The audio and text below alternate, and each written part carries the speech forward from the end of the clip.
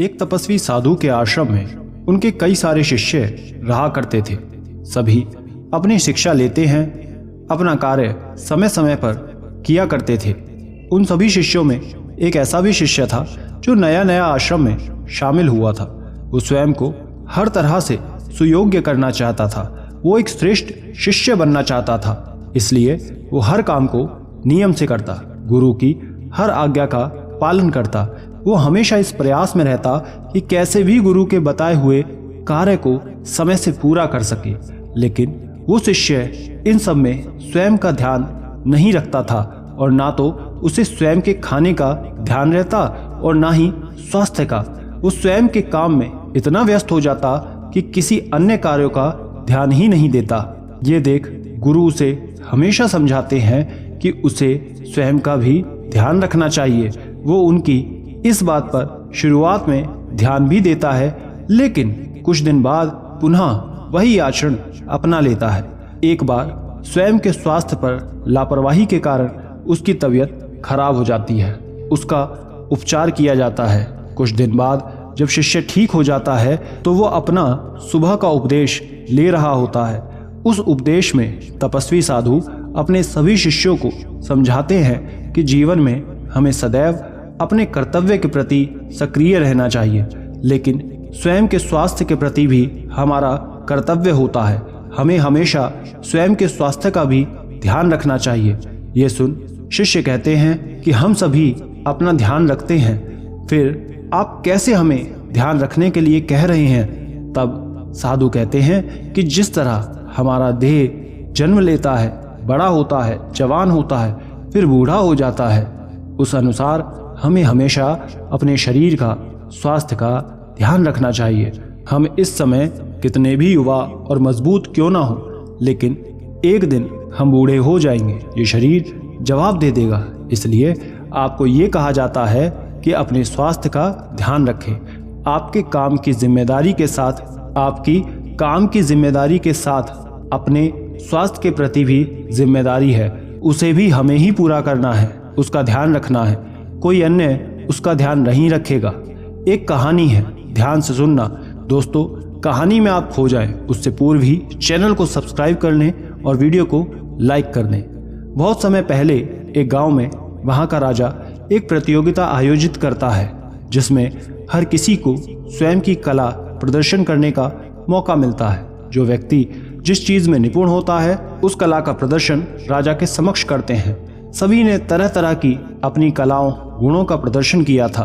कोई नृत्य प्रस्तुत करता तो कोई कुछ। सभी के बारी बारी से कला का प्रदर्शन करने के बाद अंत में अंतिम 2 प्रतियोगी आते हैं। राजा उनसे पूछता है कि वो कौन सी कला को प्रस्तुत करेंगे। तब वो दोनों प्रतियोगी राजा से कहते हैं कि वो यहाँ जितने भी वृक्ष हैं सभी को काटने का काम करेंगे। ये सुन राजा उन दोनों को जंगल की तरफ भेज देता है। साथ में दोनों के साथ एक एक सिपाही पेड़ों की गिनती के लिए जाता है। उन दोनों प्रतियोगियों में एक युवा लड़का था, दूसरा वृद्ध को देख सभी ये सोचने लगते हैं कि इसमें तो लड़का आसानी से जीत जाएगा। भला वो कितने ही पेड़ काट पाएगा, उसमें इतनी शक्ति कहाँ से। जाते समय वृद्ध उनकी बात सुन लेता है और आगे बढ़ जाता है। लेकिन वो लड़का उस वृद्ध को देख मन ही मन बहुत खुश होता है, क्योंकि वो भी मन ही मन ये सोच चुका था कि वही आज विजेता होगा। दोनों जंगल की तरफ बढ़ जाते हैं। दोनों को अलग अलग हिस्से में छोड़ दिया जाता है। वहां पहुंच युवा लड़का अपनी आरी ले पेड़ काटना शुरू कर देता है। वो जल्दी जल्दी पेड़ काटने लगता है। वहीं दूसरी तरफ वृद्ध भी अपने पेड़ को काटना शुरू कर देता है। वृद्ध कुछ पेड़ काटता और फिर रुक जाता। दोनों को ही एक दूसरे के पेड़ काटने की आवाज सुनाई दे रही थी, लेकिन वृद्ध युवा लड़के के पेड़ के काटने पर ध्यान नहीं देता। लेकिन युवा वृद्ध के पेड़ काटने की आवाज बहुत ध्यान से सुनता और खुश हो जाता। उसे ये लगता कि वृद्ध रुक रुक के बीच में आराम करते हुए पेड़ काट रहा है। उसने मुश्किल से कुछ ही पेड़ काटे होंगे। दोनों अपने अपने पेड़ों को काटकर वापस महल लौट जाते हैं। अंत में राजा पेड़ काटने में विजेता की घोषणा करने से पूर्व सिपाहियों से दोनों के काटे हुए पेड़ों की गिनती पूछता है और नाम बताता है। विजेता का नाम सुन सभी लोग हैरानी से भर जाते हैं। राजा उस वृद्ध का नाम लेकर उसे पुरस्कार देता है। युवा लड़का ये देख बहुत ज़्यादा आश्चर्यचकित हो जाता है। वो समझ नहीं पा रहा था कि वृद्ध जीता तो जीता कैसे। वो वृद्ध के समक्ष जाता है और जाकर कहता है कि मैंने स्वयं सुना था कि आप रुक रुक के पेड़ काट रहे थे, फिर आपने कैसे मुझसे अधिक पेड़ काट दिए? आपने ऐसा क्या किया? इतना वृद्ध होने के बाद भी आप में इतनी शक्ति कहाँ से आई?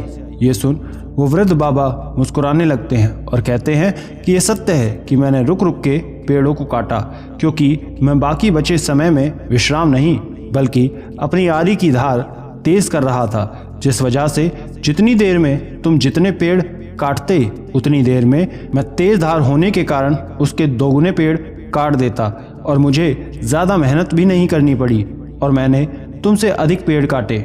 मेहनत हर कोई करता है, लेकिन यदि उसे सही तरह से सही बुद्धि का उपयोग करके किया जाए तो वो काम और अच्छे से निखार कर आप कर सकते हैं। यही मैंने किया। यदि हर चीज़ का सही तरह से ध्यान रखा जाए तो वो अच्छा काम करता है। वृद्ध की बात सुन उस युवा लड़के को एहसास होता है कि हर काम को सही तरह से करना चाहिए।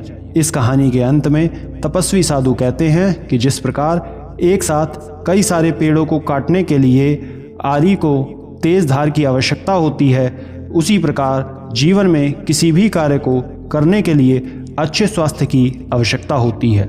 इस पूरी कहानी को सुन सभी शिष्यों को ये समझ आ जाता है कि व्यक्ति को अपने स्वास्थ्य का भी ध्यान रखना चाहिए।